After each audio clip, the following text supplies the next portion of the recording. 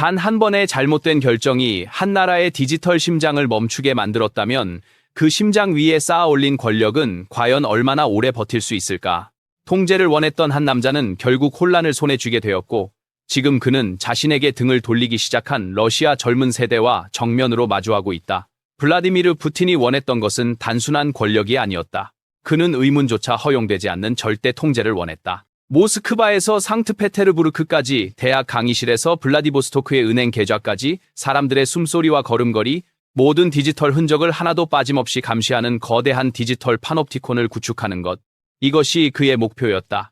그러나 역사는 언제나 독재자들에게 같은 역설을 들이민다. 소나기를 더욱 세게 쥐면 될수록 그 손가락 사이로 빠져나가는 혼돈은 더 커진다는 것이다. 러시아가 그 사실을 가장 잔인한 방식으로 확인한 날, 불과 몇 시간 만에 10개가 넘는 러시아 연방 구성 지역에서 동시다발적인 디지털 어둠이 내려앉았다. 이번에 일어난 일은 단순한 인터넷 장애가 아니었다. 은행 시스템이 멈추고 항공교통이 마비되고 사람들의 일상 자체를 떠받치던 기반이 무너져 내리는 사건이었다.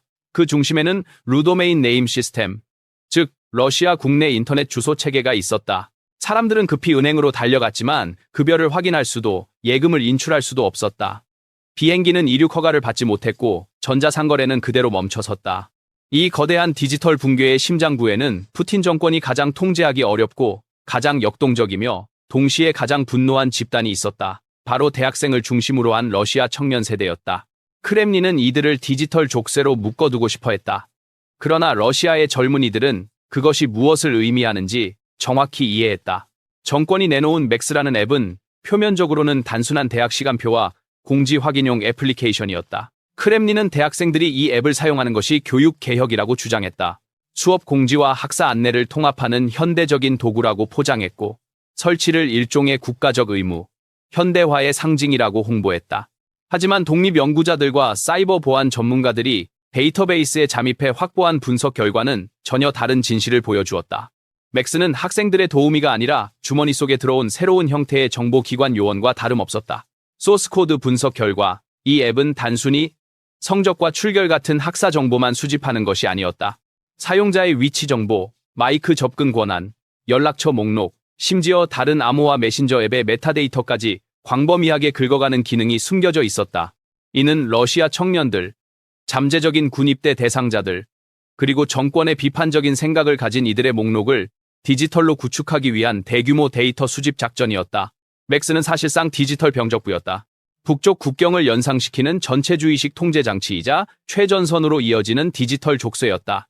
이 앱은 사용자의 이동 경로, 사적 네트워크, 정치적 성향을 추적하기 위해 설계된 트로이 목마에 가까웠다. 러시아의 지식인들과 비판적 엘리트들은 이 앱을 디지털 징병 시스템이라고 불렀다. 언제든지 특정 시점에 수천 명의 대학생을 전선으로 소집할 수 있는 사전 준비 도구라는 의미였다. 크렘린이 의도한 것은 복종이었다. 하지만 실제로 촉발된 것은 조용한 반란이었다. 러시아의 젊은 세대는 이 앱을 설치하지 않는 것이 전선에 끌려나가는 것보다 더 나은 선택이라는 사실을 곧 깨달았다. 공식 통계에 따르면 주요 국립대학과 지역대학에서 맥스 설치율은 기대를 한참 밑돌았다. 이것이 바로 크렘린이 맞은 첫 번째 충격이었다. 정권이 택한 대응은 전형적인 전체주의적 반사신경이었다. 일부만 처벌하는 것이 아니라 모두를 처벌하는 방식이다. 맥스를 설치하지 않은 학생들뿐 아니라 모든 청년층에게 똑같이 벌을 가하는 전략이 동원되었다. 목표는 단 하나였다. 젊은 세대를 디지털 데이터 조각으로 쪼개어 국가 감시망 속에 통합시키는 것. 하지만 크렘린이 간과했던 것이 하나 있었다. 바로 젊은 세대의 기술 문해력이다. 대학생들은 앱 내부의 후면 기능과 권한 구조를 빠르게 분석하고 맥스를 설치하지 말자는 캠페인과 이미 설치한 사람들에게 삭제를 유도하는 움직임을 동시에 벌였다. 이 조용한 디지털 저항이야말로 시스템의 첫 번째 퓨즈를 날려버린 사건이었다. 바로 이 지점에서 학생들의 저항은 단순한 캠퍼스 차원의 움직임을 넘어 국가 전체 인프라를 뒤흔드는 위기로 변모한다. 러시아의 검열기관인 로스콤나드조르는 상황이 통제 불능으로 치닫고 있다고 판단하고 가장 극단적인 조치를 꺼내들었다. 그들은 학생들의 소통을 차단하고 동시에 우크라이나 드론 공격을 유도할 수 있는 신호를 차단한다는 명분으로 루도메인 네임 시스템에 손을 댔다. 도메인 네임 시스템은 인터넷의 전화번호부와 같다. 사람들이 주소창에 사이트 이름을 입력하면 그 이름을 실제 서버 주소와 연결해주는 중간다리 역할을 한다. 러시아는 이 전화번호부를 직접 불태워버린 셈이었다. 이 개입은 곧바로 로스텔레콤이 관리하던 백본망에 충격을 줬다. 이는 마치 장거리 대공 미사일 시스템의 레이더를 꺼버리는 것과도 같았다. 한 나라의 경제 전체를 떠받치는 보이지 않는 디지털 고속도로. 은행 시스템이 서로 거래를 확인하고 결제 단말기가 승인 신호를 받고 물류회사들이 경로를 계획하던 그 모든 연결망이 한순간에 끊어졌다. 이것은 정밀 수술과는 거리가 먼, 거칠고 무모한 조치였다. 모기를 잡겠다고 거실에 수류탄을 던진 것이나 다름없었다. 은행 애플리케이션에는 일제히 접속 오류가 뜨기 시작했고 송금 과정에서 오가던 거액의 루블이 디지털 공백 속으로 사라졌다. 사람들에게는 그냥 돈이 사라진 것처럼 느껴졌다. 사태는 곧 전국적인 공포로 번졌다. 모스크바에서 상트페테르부르크까지 러시아 전역의 수많은 시민들이 ATM 앞, 은행 창구 앞에 길게 줄을 서야 했다. 그러나 화면에 보이는 것은 잔고가 아니라 연결 불가와 장애 알림 메시지뿐이었다. 여기에 더해 정권은 추가적인 조치를 내린다. 러시아 정부는 도네츠크 인근 전선 지역에서 시작된 모바일 인터넷 제한 조치를 러시아 영토 깊숙한 곳까지 확장했다. 공식 발표에 따르면 일시적 제한 조치라고 했지만 일부 지역에서는 24시간 이상 완전 차단이 이어졌다. 상징적으로 가장 큰 충격을 받은 곳은 상트페테르부르크였다. 약 560만 명이 살고 있는 이 도시는 11월 11일 화요일 아침 문자 그대로 디지털 암흑 속에서 눈을 떴다. 그러나 진짜 충격은 울야노브스크 지역에서 일어났다. 이 지역 당국은 특정 구역에서 인터넷과 모바일 데이터를 전쟁이 끝날 때까지 완전히 차단한다는 결정을 발표했다. 현대산업 도시에서 인터넷을 무기한 차단하겠다는 선언은 그 도시의 핏줄을 스스로 묶겠다는 말과 다르지 않다. 2025년 11월 약 60만 명이 살고 있는 울야노브스크 지역 일부에서 첫 번째 사실상 영구적인 모바일 인터넷 차단 조치가 실시되었다. 모스크바 타임스 보도에 따르면 이는 러시아에서 공식적으로 기록된 첫 영구 인터넷 중단 사례였다. 끝이 보이지 않는 전쟁. 심지어 푸틴 본인조차 언제 끝날지 알 수 없는 전쟁. 어쩌면 수년간 이어질지도 모를 전쟁이 진행되는 동안 수십만 명 혹은 그 이상의 시민이 인터넷 없이 살아야 한다는 뜻이었다. 이 결정은 기술적 필연성이라기보다 정권의 공포와 절망을 인정하는 고백에 가까웠다. 실제로 울야노브스크의 공장과 공급망 그리고 시민 생활은 순식간에 1980년대의 아날로그 시대로 되돌아갔다. 하지만 이번에는 타자기가 아닌 작동하지 않는 스마트폰이 손에 쥐어져 있다는 점만 달랐다. 역사는 똑같이 반복되지 않는다고 말하지만 확실히 운율은 비슷하게 흘러간다. 오늘날 상트페테르부르크 거리에서 우리가 보는 풍경은 러시아 집단 기억 속에 가장 깊이 박혀있는 트라우마를 잔혹하게 떠올리게 한다. 1990년에서 1991년 겨울, 소련 붕괴 직전, 고르바초프 시대의 마지막 겨울, 당시 모스크바와 레닌그라드, 지금의 상트페테르부르크 거리에는 끝이 보이지 않는 줄이 늘어서 있었다. 사람들은 얼어붙은 도로 위에서 이념을 위해서가 아니라 담배, 보드카, 빵 한 덩이를 얻기 위해 몇 시간을 서 있어야 했다. 그날 정권을 무너뜨린 것은 서방의 핵미사일도 나토의 확장도 아니었다. 바로 자기 나라로부터 배신당했다는 깊은 상실감과 굴욕감이었다. 오늘날 2025년 러시아에서 푸틴은 같은 굴욕을 다른 포장으로 다시 만들어내고 있다. 이번에는 디지털이라는 포장지에 싸서 국민들에게 안겨주고 있을 뿐이다. 당시 길게 늘어선 빵 줄이 있었다면 지금은 ATM 앞에 늘어선 줄이 있다. 과거의 빵 줄이 육체적 생존의 상징이었다면 오늘날의 ATM 줄은 디지털 생존의 상징이다. 그러나 두 줄 사이에는 결정적인 차이가 존재한다. 그 차이가 바로 크렘린의 운명을 가를지도 모른다. 1990년 겨울에 줄에 서 있던 사람들은 수십 년간 소련 선전에 노출되어 무기력해진 세대였다. 체념에 익숙한 회색빛의 시민들이었고 부족함은 삶의 일부라고 생각하는 이들이었다. 하지만 오늘 러시아 은행 앞줄을 메우고 있는 사람들은 그와 전혀 다른 세대다. 이들은 스마트폰이 세계와 연결되는 유일한 창구였던 디지털에 익숙한 세대이며 그 창구가 갑자기 닫혀버린 세대다. 디지털 계좌 속 돈이 사실상 압류된 것이나 다름없는 상황에서 그들의 분노는 단순히 경제적 불만을 넘어 존재적 위협에 대한 반응이 된다. 푸틴은 소련 붕괴를 20세기 최대의 지정학적 재앙이라고 여러 차례 규정해왔다. 그러나 아이러니하게도 지금 그가 만들어내고 있는 것은 바로 그 재앙을 불러왔던 결핍과 줄서기, 혼란의 분위기다. 그리고 그 무대는 이번에도 상트페테르부르크다. 1905년, 1917년, 1991년. 변화의 불씨는 언제나 이 도시, 네바 강변에서 시작되었다. 모스크바가 권력과 관료의 도시라면 상트페테르부르크는 영혼과 저항의 도시다. 이번에도 이 도시는 조용히 깨어나고 있다. 푸틴의 세대는 텔레비전과 국영방송에 길들여진 세대다. 그들에게 인터넷이 끊기는 것은 삶의 일부가 사라지는 일이 아닐 수도 있다. 이들은 국가 통제 아래에서 제공되는 이야기들, 저녁마다 틀어지는 정치쇼를 보며 하루를 마무리한다. 그러나 냉장고와 인터넷으로 상징되는 젊은 세대에게 인터넷은 산소와 같다. 냉장고가 비고 화면이 꺼지면 국가의 권위는 더 이상 설 자리를 잃는다. 푸틴은 상트페테르부르크의 인터넷을 끄는 것이 아니라 이 도시에 잠들어 있던 반란의 기억을 깨워버렸다. 적은 수의 우크라이나 드론을 막겠다는 명분으로 그는 자기 나라의 디지털 척추를 스스로 잘라버렸다.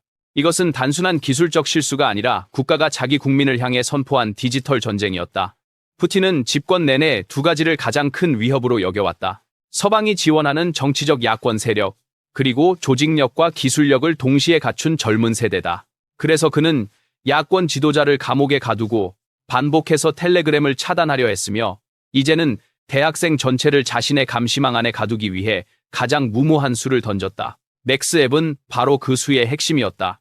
표면적으로는 대학 수업 공지와 과제 확인을 위한 조정 도구였지만 실제로는 학생들이 어디에 있는지, 누구와 얼마나 오래 대화하는지, 어느 순간에 전화를 끊는지까지 추적할 수 있는 도구였다. 이 앱은 필요하다면 하루아침에 수천 명의 학생에게 디지털 소집 명령을 내릴 수 있는 기능을 갖추고 있었다. 그렇다면 정권은 왜 이렇게 무모하게 자기 미래를 스스로 위태롭게 만드는 결정을 내렸을까? 여기에 대한 답은 의외로 단순하다. 바로 공포 패닉이다. 푸틴의 공포는 단순히 우크라이나의 드론과 미사일에 대한 공포가 아니다. 그는 자기가 통제할 수 없는 러시아의 젊은 세대를 두려워한다. 그래서 학생들의 메신저를 차단하고 캠퍼스의 디지털 공간을 봉쇄하며 루 도메인 시스템을 건드리는 결정까지 내려버렸다. 그 결과는 단지 대학생들뿐만 아니라 러시아 경제와 사회 구조 전체를 폭발 직전까지 몰아넣는 것이었다. 11월 16일 도네츠크 인근 점령 지역에서 시작된 인터넷 차단은 러시아 영토 깊숙한 곳으로 확산되었다. 많은 지역에서 광범위한 인터넷 장애가 동시에 발생했다. 정권이 내세운 명분은 분명했다. 우크라이나 드론 공격에 앞서 통신과 좌표 공유를 어렵게 만들어야 한다는 것이었다. 군사적으로만 본다면 제한적인 통신 차단은 어느 정도 이해할 수 있는 선택처럼 보일 수도 있다. 하지만 한 가지 결정적 사실이 있다. 현대 경제는 인터넷 없이 굴러갈 수 없다는 점이다. 모스크바 타임스 등의 보도에 따르면 이번 대규모 도메인 장애는 러시아가 스스로 자랑해왔던 주권 인터넷 시스템의 취약점에서 비롯되었다. 국경 안에서 모든 인터넷 흐름을 통제하겠다는 야심찬 설계는 실제 위기 상황에서 그대로 약점으로 드러났다. 이번 장애는 단지 웹사이트 접속 불가 문제를 의미하는 것이 아니었다. 이는 국가의 금융신경망 전체가 마비되었다는 뜻이었다. 돈이 움직이지 못하면 경제도 멈춘다. 은행 간 송금은 중단되고 현금 자동 입출 금기는 오프라인으로 전환되었으며 시민들은 월급을 받지 못했다. 푸틴이 20여 년간 국민에게 약속해온 안정이라는 단어는 단 하루 만에 무너졌다. 현금이 없으면 평온도 없다는 단순한 방정식이 현실이 되어버렸다. 항공과 철도 운송도 마찬가지였다. 실시간 통신과 데이터 교환이 없으면 비행기는 이륙할 수 없고 열차는 안전하게 운행되기 어렵다. 결국 정권은 스스로 공황 상태에 빠져 인터넷을 끊는 결정을 내렸다. 그런데 이 결정은 이미 취약했던 러시아 경제를 더욱 옥죄는 족쇄가 되었다. 푸틴의 측근들과 기술 관료들은 기술적 용어를 동원해 사태를 수습하려 했지만 푸틴이 한번 누른 공포의 버튼은 그 모든 노력을 무의미하게 만들었다. 통제는 경제와 디지털 영역 모두에서 그의 손을 떠나기 시작했다. 정권 내부에서는 여전히 인터넷 차단이 통제 수단이라는 믿음이 남아 있었지만 현대 정치와 역사, 지정학은 정반대의 사례를 보여준다. 통신 차단은 분노를 줄이지 않는다. 오히려 분노를 증폭하고 급진화시킨다. 이를 가장 잘 보여주는 사례가 바로 벨라루스다. 2020년 벨라루스에서는 대선 이후 대규모 항의 시위가 벌어졌다. 루카숑코 정권은 시위를 억누르기 위해 인터넷을 끊는 조치를 택했다. 서방 언론의 분석에 따르면 이런 조치는 처음에는 시위대의 조직을 어렵게 만든다. 서로 소통하기가 힘들어지기 때문이다. 그러나 시간이 조금만 지나면 상황은 정반대로 흘러간다. 통신이 끊기면 사람들은 무슨 일이 벌어지고 있는지 알 수 없게 된다. 이 공백을 채우는 것은 소문과 최악의 시나리오다. 탱크가 나온다더라. 은행이 영구 폐쇄된다는 소문이 퍼지면 사람들은 집에 숨어서 기다리는 것이 아니라 거리로 쏟아져 나온다. 정치적 성향이 강하지 않았던 사람들까지도 가족과의 연락, 돈을 찾는 권리, 일상적인 통신 같은 기본적인 권리가 박탈되면 거리로 나오게 된다. 벨라루스에서 통신 차단은 시위를 집으로 돌려보내지 못했다. 오히려 더 분노하게 만들었고 사람들로 하여금 다른 방식으로 조직하게 만들었다. 푸틴은 지금 정확히 이 벨라루스식 역풍을 자기 나라에서 재현하고 있다. 인터넷이 무너진 뒤 평범한 러시아 시민들은 이렇게 생각하게 되었다. 국가는 나를 우크라이나의 공격으로부터 보호하지 못한다. 내 돈도 지키지 못한다. 내 아이를 강제로 전선으로 끌고 가려 한다. 그리고 마지막으로 내 가장 기본적인 의사소통 권리마저 빼앗고 있다. 이 네 가지 요소가 하나로 합쳐졌을 때 푸틴이 수십 년간 유지해온 안정과 번영이라는 계약은 완전히 깨져버린다. 그는 오랫동안 나는 90년대의 혼란을 끝냈다고 말하며 자신의 정당성을 주장해왔다. 하지만 지금 그는 자기 손으로 90년대식 혼란을 다시 불러오고 있다. 이제 이 붕괴는 더 이상 추상적인 경제 위기가 아니다. 사회적 폭발 직전 단계로 접어든 현실이다. 통제에 대한 집착은 결국 자신의 권력 기반을 폭파하는 도화선이 되고 있다. 푸틴이 머릿속에서 그렸던 통제 계획은 결과적으로 자기 제국의 플러그를 뽑아버리는 행위가 되었다. 그는 러시아의 은행 시스템을 마비시켰고 한 세대 전체를 반대편으로 돌려세웠다. 맥스 앱을 강제하면서 그는 젊은 세대에게 이렇게 말한 셈이다. 우리는 언제든지 너희를 징집할 것이다. 여기에 대한 젊은 세대의 대답은 분명했다. 아니오였다. 이것이 바로 크렘린이 직면한 가장 장기적이고도 해결하기 어려운 문제다. 정권이 자신의 미래를 대표하는 세대를 억압과 기만으로 통제하려 들 때 결국 어느 시점에서 디지털 봉기의 희생양이 될 수밖에 없다. 엘비라 나비울리나를 비롯한 기술 관료들은 어떻게든 경제와 금융 시스템을 유지하기 위한 해법을 찾으려 애쓰고 있다. 그러나 푸틴이 한 번 내린 공포에 기반한 결정은 그들의 노력을 모두 무력화시켰다. 루 도메인 네임 시스템 붕괴와 중앙은행의 고백은 푸틴이 이제 자기 편인 엘리트들조차 곤란한 처지에 몰아넣고 있음을 보여준다. 이 상황은 크렘린 내부의 균열을 깊게 하고 푸틴에 대한 신뢰를 약화시킨다. 이제 러시아 국민은 선전과 현실을 나란히 놓고 비교하기 시작했다. 텔레비전에서는 모든 것이 안정적이라고 말한다. 그러나 현실은 다르다. 은행은 멈췄고 현금은 사라졌으며 통신은 끊겼다. 이 디지털 마비는 보통 사람들에게 국가가 전쟁만 중요하게 여길 뿐 국민 개개인의 삶에는 관심이 없다는 메시지로 읽힌다. 이제 러시아인들은 더 이상 인플레이션과 징집, 경제 마비의 책임을 우크라이나 탓으로 돌리지 않는다. 그들은 점점 더 분명하게 크렘린 자체를 문제의 원인으로 보기 시작했다. 푸틴은 국가를 통제하기 위해 통신망을 끊었다. 그러나 그 결과는 정반대였다. 그는 민심의 마지막 남은 신뢰를 스스로 잘라버렸다. 이것은 단순한 일시 중단이 아니다. 정권 스스로 자기 플러그를 뽑은 사건이다. 이제 남은 질문은 하나다. 이 디지털 암흑과 청년 세대의 분노가 어디까지 번질 것인가 하는 것이다. 여러분은 어떻게 생각하는가? 이러한 선택이 가져올 러시아의 미래, 푸틴 체제의 행선지는 어디라고 보시는가?